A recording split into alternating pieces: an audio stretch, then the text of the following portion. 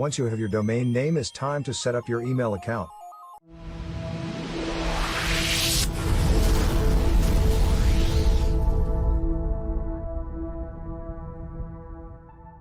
It is much more professional to have an email which has the same name as your website. Many people use generic free email services such as gmail.com. These are good as a backup email service, but your email should be personalized. This is important for credibility. It also helps you build trust and stops customers from becoming confused. Full instructions are outlined shortly.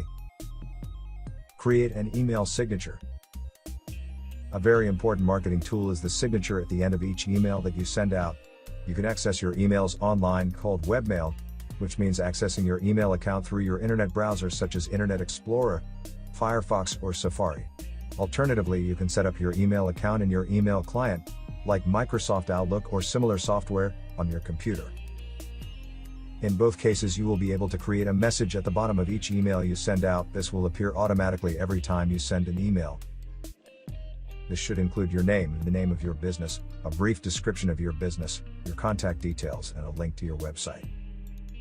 Here is an example. John B. Website owner. Wonderful website company. We will build you a fantastic website every time. Telephone 0033335555, www.wonderfulwebsites.com. When you set this up, every single email you send out will be working for you to generate new traffic and business prospects and build your online business.